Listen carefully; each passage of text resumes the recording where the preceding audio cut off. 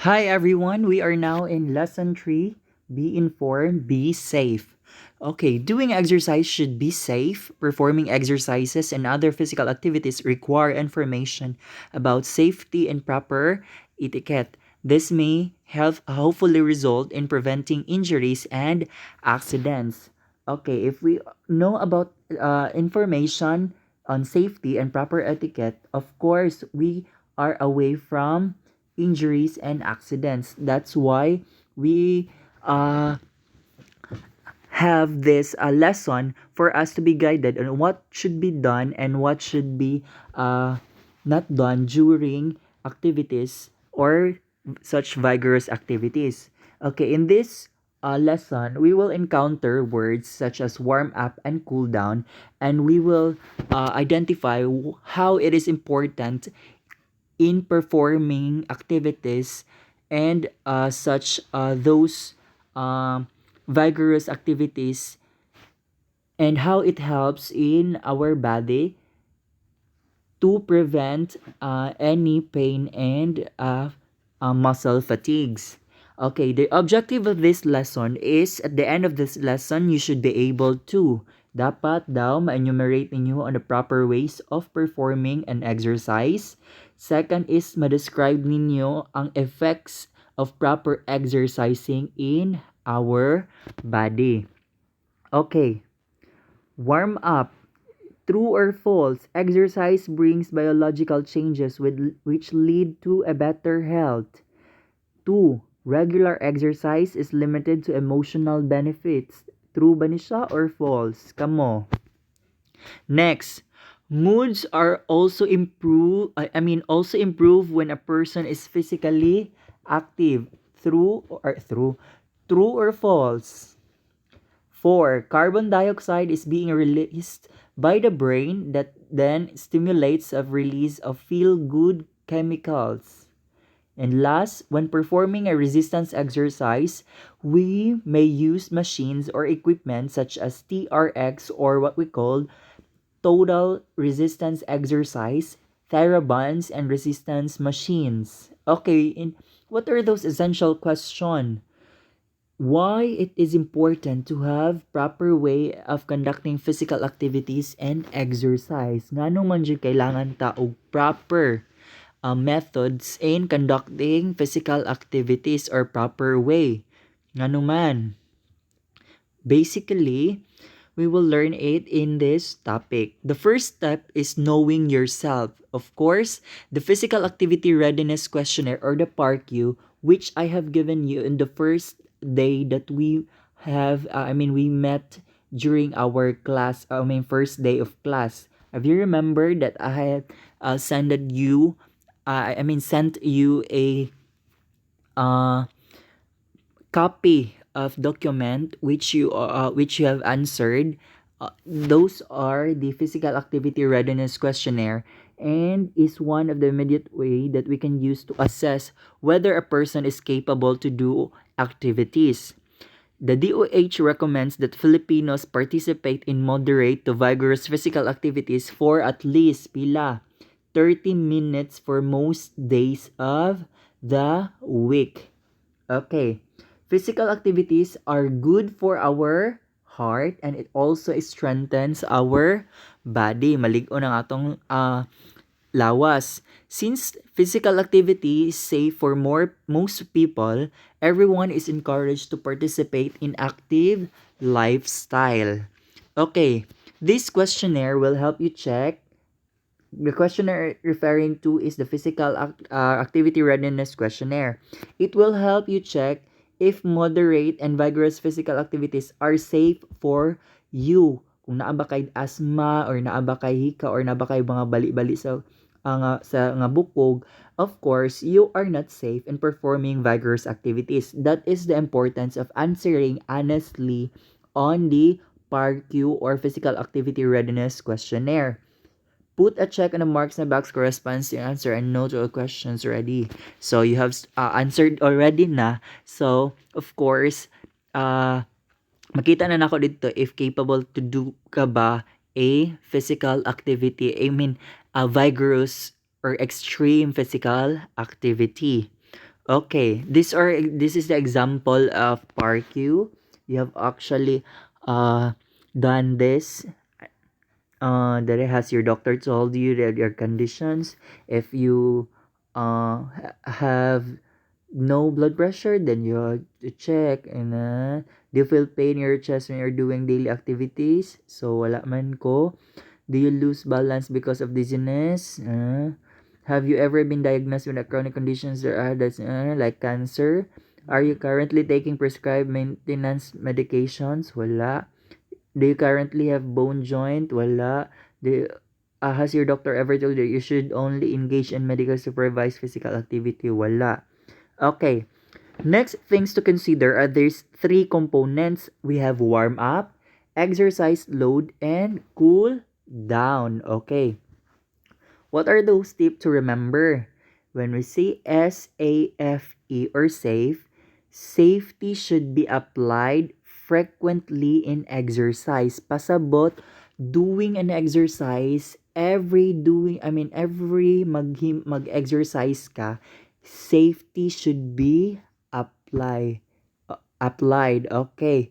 Pasabot, it is quite similar to the principle of first aid. It's better to unsa man, huh? It's better. It's better to be safe na kaysa diha pa ta mo respond during nanay emergency. Okay. A warm-up is essential before the actual workload as it prepares the body for more strenuous activity.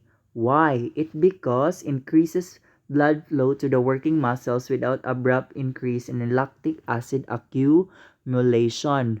Okay. Kaya ginapamaulan ta, it's because of this lactic acid. Ngano man na siya? Because kung modritso ka perform of vigorous activities or katong mga extreme physical activity, makalitan imong muscle, it's because wala pa man siya naka-ready, wala pa siya kainit, wala pa ka nag-perform og warm up.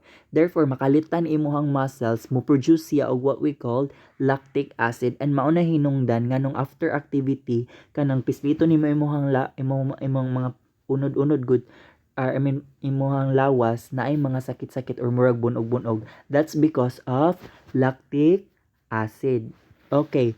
Many researchers reported higher muscular output when the body and muscles are warm. So it is very important na mag-warm up ta. It's because para ma-prepare atong body for the heavy physical activity para malikayan nato ang mga mga extreme na mga pamaol. Lastly, a good warm-up prepares the heart, our muscles, and our joints for succeeding activity by increasing the transmission rate of nerve impulses and decreasing joint stiffness. Okay, what are those characteristics of warm-up? We have time, intensity, type of activity, and recovery. For the time, it is recommended na pag mag-warm up ta, it should be 6 to 10 minutes. So, basically, 5 minutes, okay naman siya. Pero, actually, the recommended talaga is 6 to 10 minutes. Intensity, dapat moderate lang para kay kung moderate so ka og kining intense or extreme, mura na ka nag-perform og as extreme vigorous activity wala na ka nag-warm up. So, it should be from low to moderate. Okay, the type of activity. What are those type of activity? We have general multi-joints movements followed by specific movements. Ganang mag, mag, mag, mag-count kag tag 8 counts, i-flex nimo imong head, imong neck, imong shoulder, imong arms, imong hands, imong body, imong hips para actually ma-prepare siya, muinit imong muscles, then ma-prepare siya for the extreme or vigorous activities. So, recovery. Allow 5-minute recovery period before actual exercise. So, after 6 to 10 minutes na mo warm up, dapat i-recover sa nimo imong body for 5 minutes. Okay, the warm up starts with the general multi-joint movements such as jogging, skipping to increase overall body temperature. So, you can do jogging and skipping for warm up actually. It is followed by a dynamic stretching exercises to activate neuromuscular units and improve coordination and proprioception. It is believed that the enhanced proprioception will improve sports game performances and reduce incidents of injuries. So, usually, in my previous teaching, mailhan ako pag ang bata or ang estudyante mangatik siya, it's because labi nang magpa-perform ko og strenuous activities or heavy activities like na mga running, mga tawag mga sayo-sayo, it's dali ra na siya mabalaan ang bata nga wala nangatik nga nag-warm up siya. It's because magabaan man siya, mabikugan man na siya. So pag mabikugan gani, pasabot ana kulang siya og wala siya nag-warm up. Wala siya nag-warm up, nag-perform og warm up. That's why mas high iyang risk na mabikugan. Okay. However, studies are still inconclusive on the ability of warm-up to reduce injuries. But, dili gyud siya ingon nga 100% maka-reduce na siya og injuries, but at least malikaya nato ang injuries. Not by 100%, pero at least, 'di ba? Kung wala ka nag-warm up, then diretso kag heavy activities, so daghan kay kag pamaol. At least kung naka-warm up ka, gamay na lang imong pamaol. So that's the concept of warm up. The last part of warm up is a series of specific movements that mimic the actual activity. Movements are practiced at a slower pace to ensure the intensity of the warm up is not strenuous. So gikan sa low until sa moderate. Focus on the movement pattern because the warm up is both a physical and a mental preparation. Okay, there is no single warm-up exercise that would be effective in all types of activities. The goal is to increase the heart rate to 50 to 60%. Remember this, 50 to 60% of the estimated maximum heart rate. The activity is performed for about 2 to 4 minutes and is actually followed by 2 to 4 minutes of dynamic stretching. So, possible 8 minutes na siya. Okay, choose exercises and target muscles during the activity and the muscle tendon units that are prone to muscle imbalance. Okay, this actually the activities for warming up usually. We have inchworm, my very favorite, Spider-Man, and lunge with twist. Okay. Examples of warm-up are those. Mao to siya mga example. Recovery is equally important in the main exercise because karon during this time the body starts to make microscopic changes essential for adaptation. Mao to para dili makalitan imuhang lawas. Recovery starts at the cool down. Okay. 'Di ba you are from warm up. After nimo nag-warm up, you perform strenuous activity or heavy activity and then mo stop na ka. So dapat dili ka mo stop, then allow yourself to have recovery time, and this mag-start na ni siya during cool down. A well-planned cool down can quickly clear the byproducts of muscle contraction as well as they replenish the energy and oxygen stores up used up during workout. It is important to allot time for this part of training session. So, kaya, very important ang before and after. Before is warm up and after is cool down. Okay.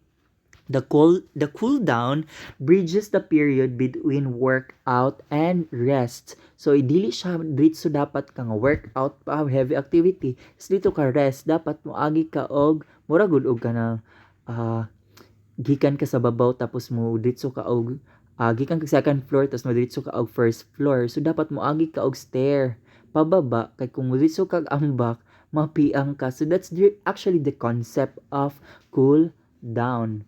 The transition is important to deter the pooling blood in the lower extremities.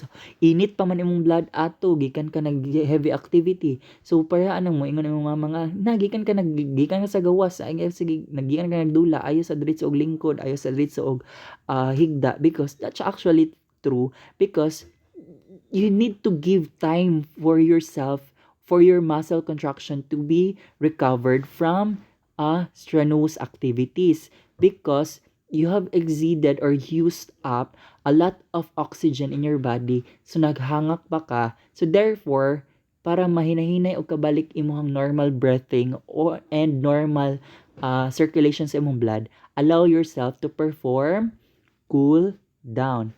An abrupt stop from the workout may slow down the heart activity and abrupt decrease blood pressure. So which can cause dizziness. Kaya malipong ka. Usually, di ba, gigan ka kiat dito din ka higda dito din ka og kanang lingkod so malipong jud ka moinit ngit-ngit jud imong pananaw ana. So the drop in blood pressure is a result of a decrease in the return of blood to the heart. Also, metabolic byproducts are removed by the muscles and are directed to organs that are responsible for clearing them.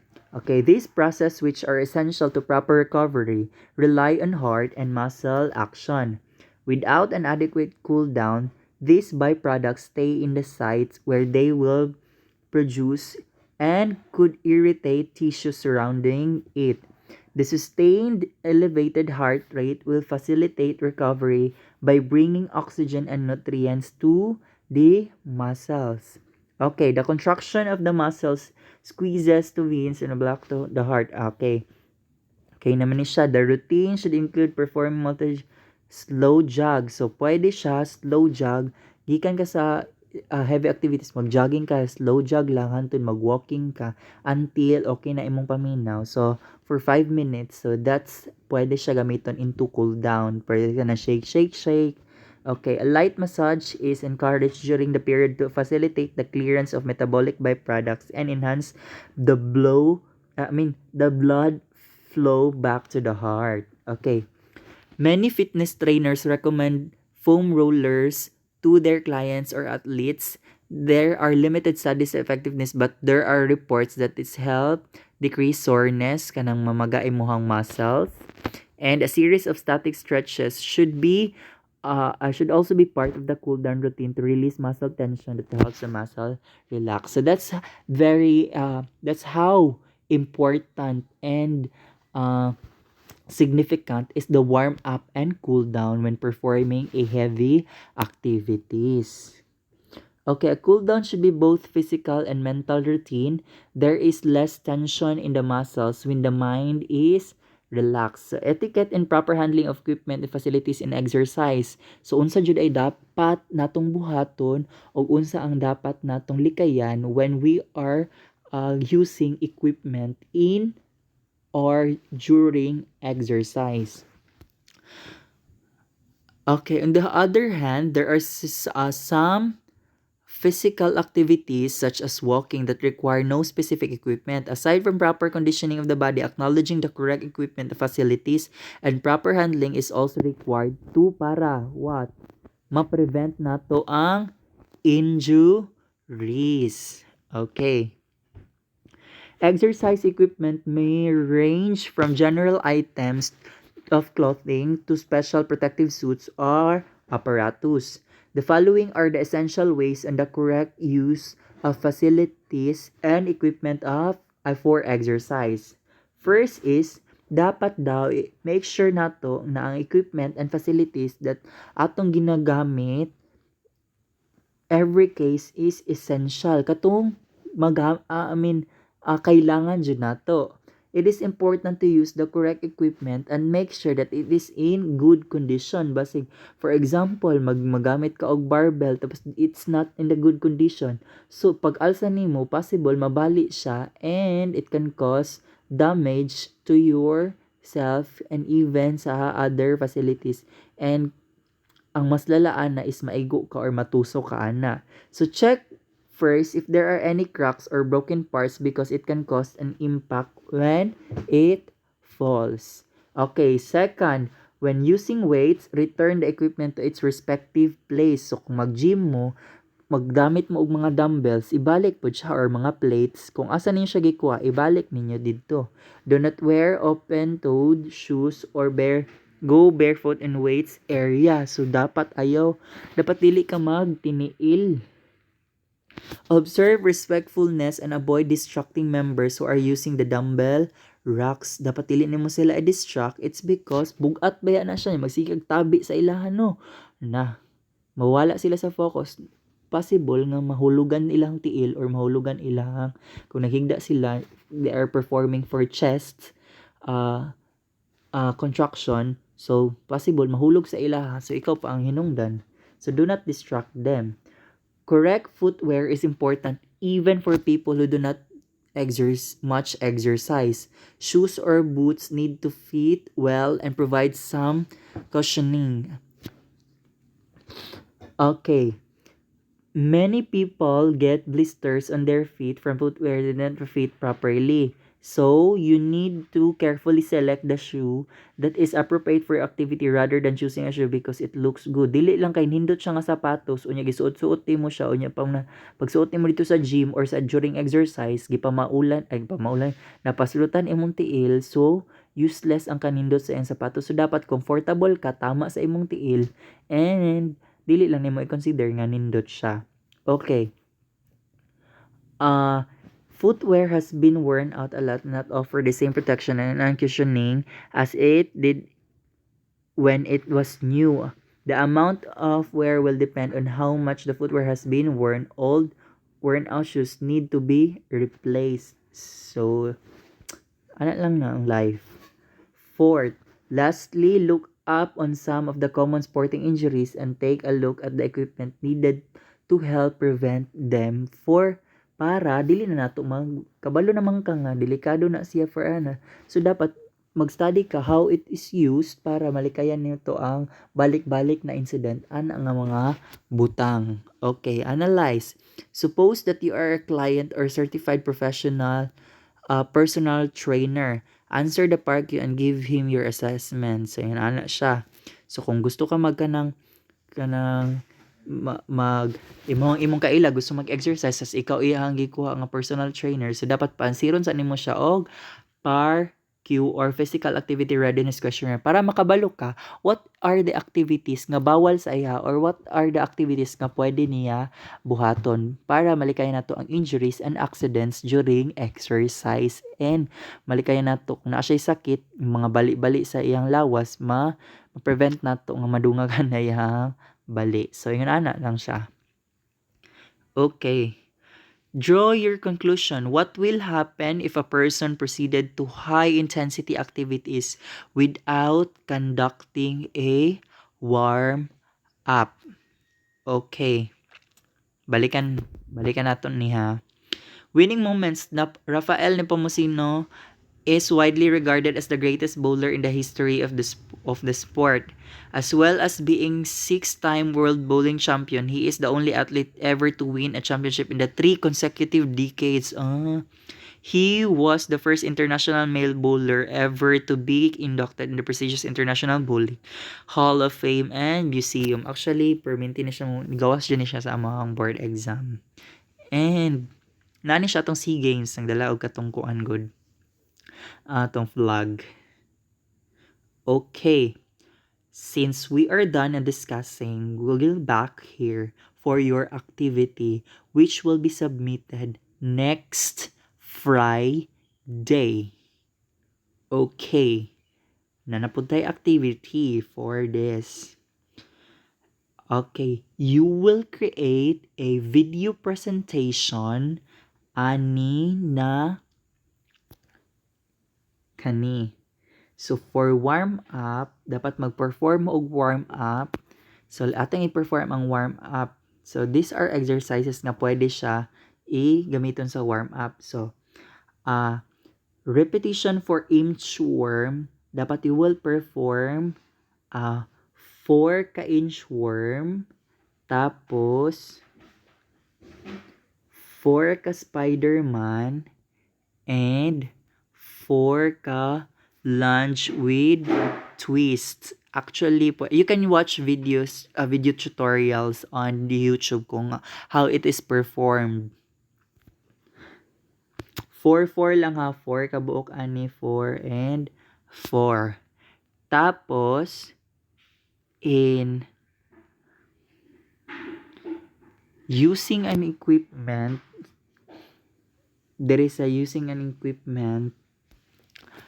we will use mineral water, kanang mineral water good duha ka buok. So we will use, butangan ninyo siya og balas, tapos i you will utilize that as improvised dumbbell. So mag-perform og exercise na 16 counts, i-apil ninyo dito sa video anang nga naklaro 16 counts lang ha, left and right, 8 sa left, tapos 8 sa right. Tapos at the end of your video you will answer this: what will happen if a person proceeded to high intensity activities without conducting a warm up? Okay. Your video should be, dapat ang video ninyo is dili malapas og 1 minute and 30 seconds. Nakuha? Okay, unsa ganitong nasa inyong video dapat? First is kani 4 ka inchworm, 4 ka Spider-Man, 4 ka lunch with twist. Tapos, here sa equipment, you will use mineral water. I mean, katong empty bottle, mineral water. Butangan nyo og balas. Tapos, 8 counts nga sa left side. 8 counts po mag-dumbbell ka for right side. And after nimo i-perform to, ansira nimo ni siya.